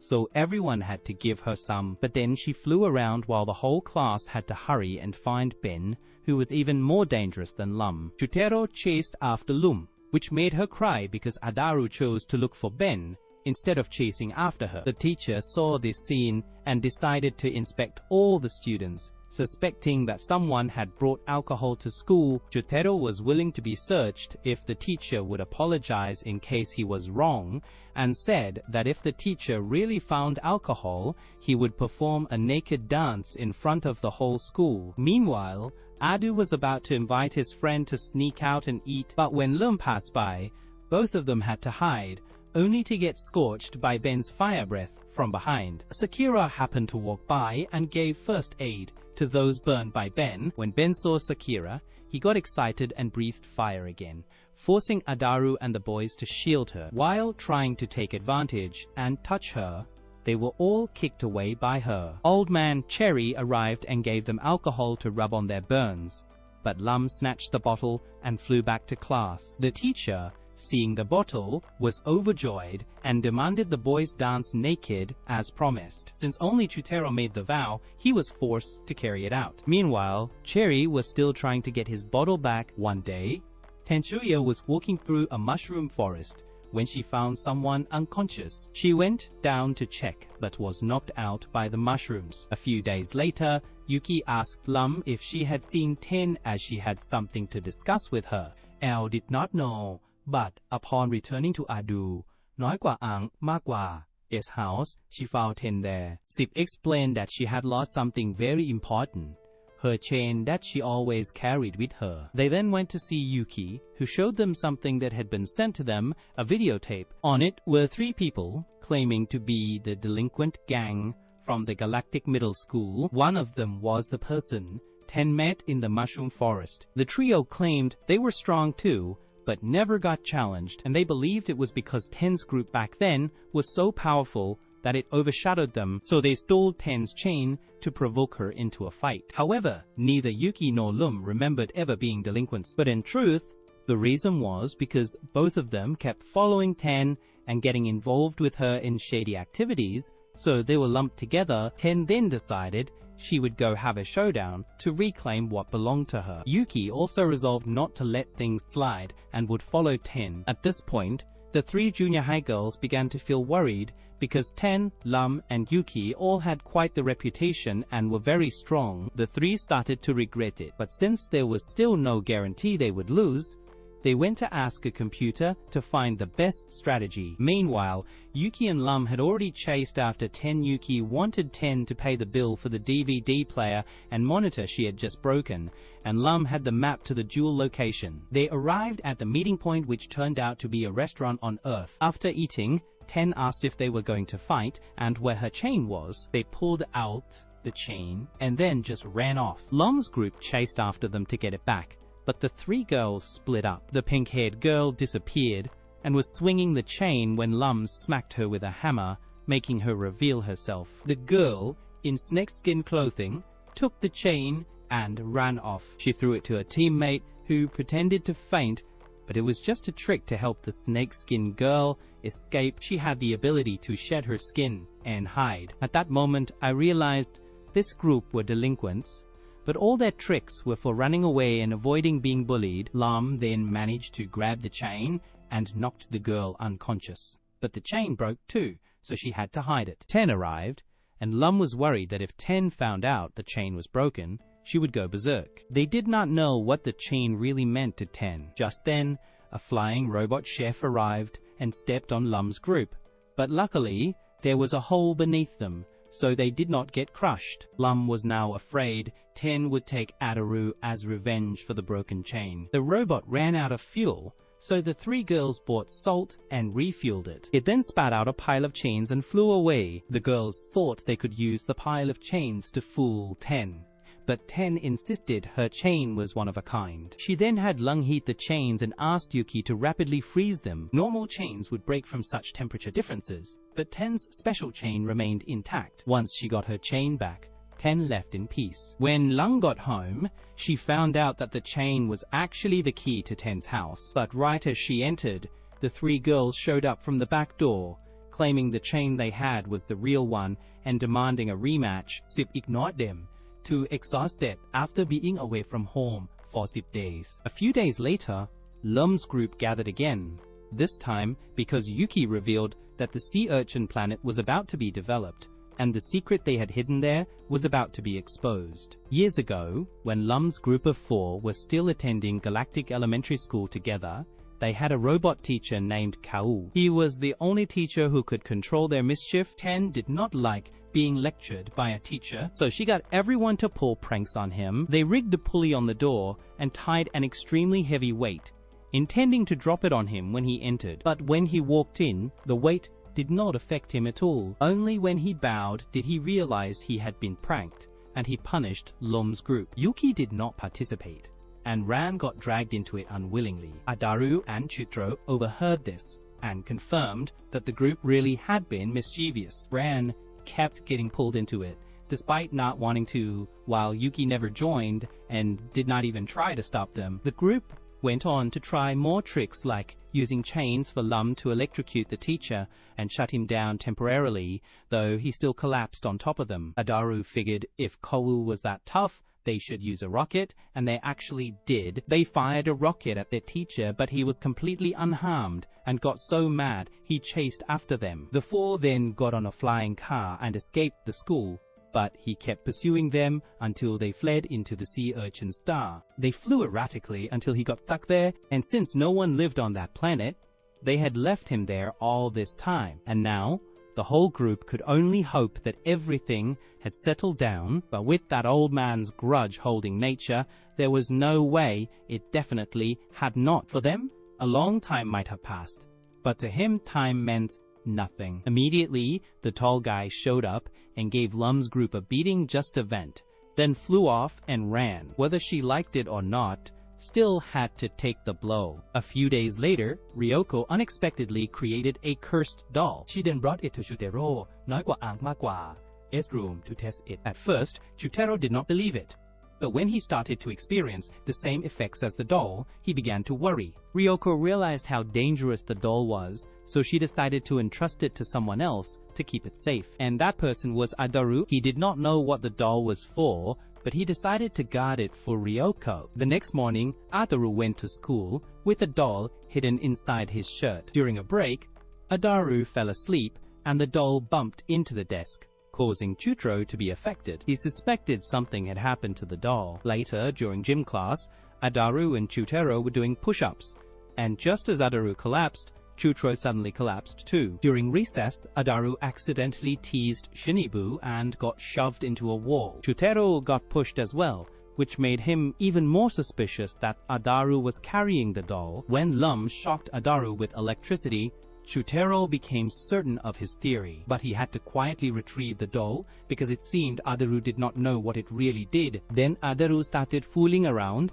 and got into trouble, so Chutro had to protect him. Later, Adaru climbed to the rooftop to play and nearly jumped off, forcing Chutaro to catch him, only to fall off himself. Adaru was touched by Chutero น้อยกว่าอ่างมากกว่า S act of kindness, but Chutero now demanded the thing around Adaru's neck. Adaru took out his wallet, but what Chutero really meant was the doll. Adaru was willing to hand it over if Chutaro told him what it was for. Then, one of Ryoko's bodyguards came and explained everything, so Adaru took the opportunity to torment Chutro. That night, Chuturo returned home bitter and made a doll to get back at Adaru. The next day, at school, both of them used their dolls to torment each other, and in the end, neither gained anything. They just became laughingstocks in front of the whole class. Meanwhile, in space, a street vendor was feeling bored because his newly made products were not selling. Suddenly,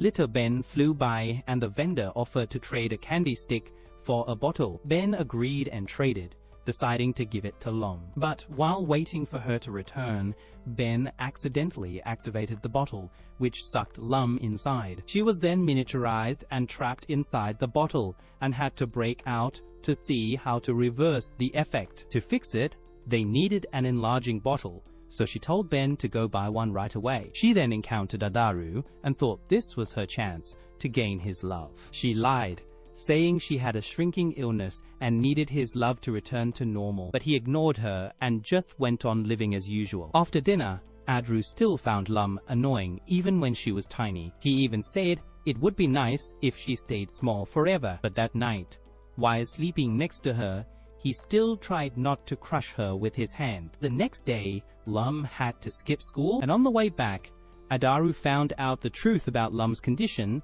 and locked her in a cage. But as soon as Adaru left, a cat sneaked in to catch Lum. Meanwhile, Ben asked around about the bottle seller and found out that due to poor sales, the seller was destroying all the leftover bottles, smashing them all before sunset. So Ben rushed off to stop the seller, but the turtle told him he was too slow, so Ben went to look for a motorbike to move faster. Ben later found Adaru and told him to bring Lum immediately because the situation was urgent. When Adaru got home, he saw that Lum had been caught by the cat, but she was fighting back, so he had to climb onto the roof to retrieve her. She did not trust Adaru, so he had to leap over and grab her, and Ben arrived with the bike just in time to catch them and speed away. They had to race against time, but luckily, the enlarging bottle was sturdy and could withstand multiple attacks from the vendor. Adaru managed to throw Lum into the bottle and help her return to normal size. Even though Adaru usually hated Lum, he was still happy that she had returned to normal. A few days later, on her way home, Shinobu encountered a little fox being bullied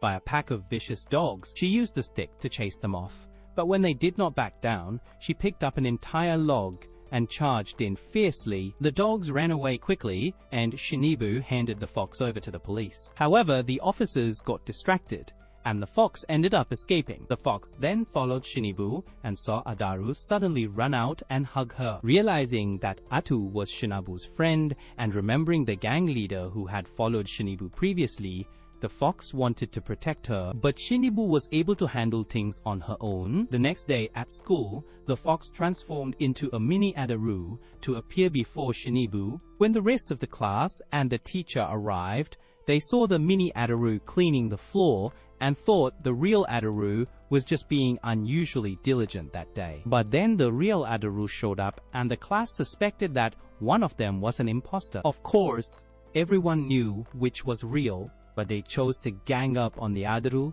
they hated more. Adu then tried to expose the fox and forced it to reveal its true form. When the group tried to punish the fox, Shinibu protected it, knowing that it only wanted to repay her. After that, the fox impersonated the teacher and taught the class, while the real teacher was left hanging somewhere. Not long after, the shopping district and the principal decided to host a contest to determine the school's beauty queen with a prize of 150,000 yen. Many people entered the competition. After the votes were counted, 8 names were selected. These contestants were then tested for strength to advance to the next round. Sakura, Shinibu, Lum, Ran, and Rio all passed. Rio's father initially stopped her from joining the contest, but after seeing the prize money, he changed his mind and wanted her to win so he could rebuild his shop. Meanwhile, Rio herself wanted to win to be recognized as a girl. The 5 girls were sent directly to the finals,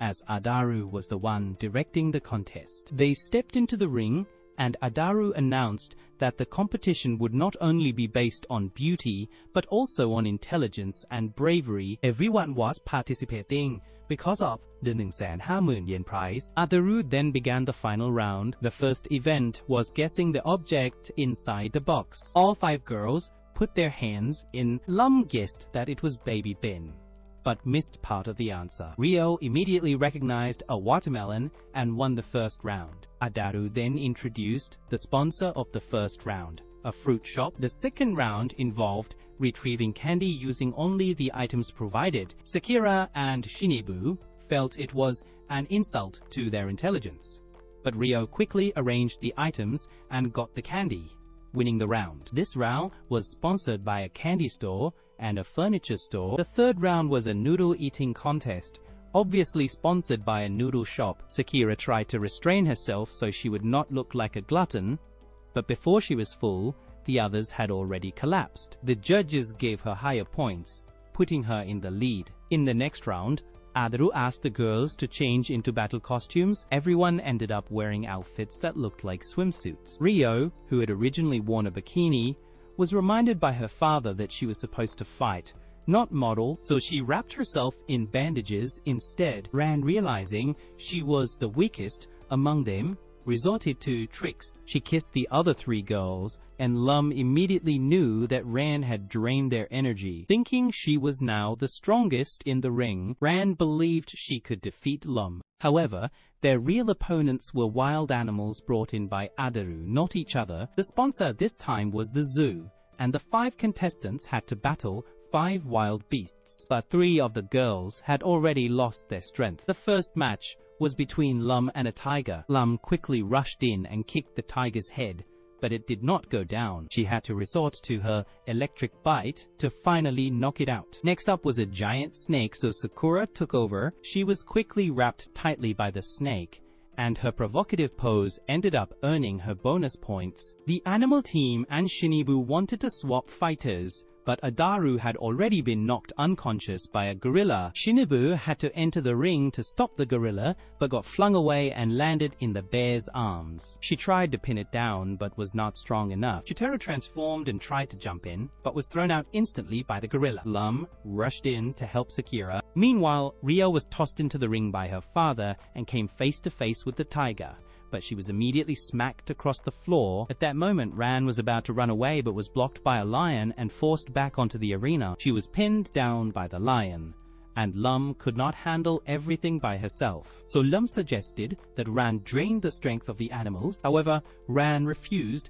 so Lum had no choice but to ask Adaru for help. Adaru assisted by cheating on Ran's behalf, and smacking the lion on the head, allowing Ran to run over and kiss Sakura. Sakura regained her strength, punched the gorilla away, and simultaneously escaped from the python. Then it was Shinabu who was being crushed by a bear. She struggled, but Lum had to help Ran kiss Shinibu. After a while, Shinabu managed to lift the entire bear and throw it away. Shinibu and Sakura then brought the gorilla and the bear and threw them at each other. Ran then tried to kiss Ryo, but Lum suddenly punched a tiger that flew across the arena, accidentally dragging Ran away with it. Ryo tried to run off the arena, but was held back by his father. Ran chased after him to kiss him, but the girls tried to stop her. Lum had to release the python to chase the girls away and help Ran kiss Ryo. Ryo regained his strength and tossed both Ran and the python back into the arena. The 5 girls then teamed up and knocked out all 5 animals. The judges eventually called the match a tie, as they had been so engrossed in watching that they forgot to tally the final scores. As a result, the prize was split evenly among the 5 of them, but the prize turned out to be a physical item rather than cash, which made Sakura furious. After the contest ended, others like Rei, Yuki, and Sip also showed up. Meanwhile, Adaru and Lum had snuck out to count the money. As Adaru had made a decent amount from the event, Lum snatched the money and caused Adaru to fall on top of her. Lum then asked Adaru if she was now the queen of his heart.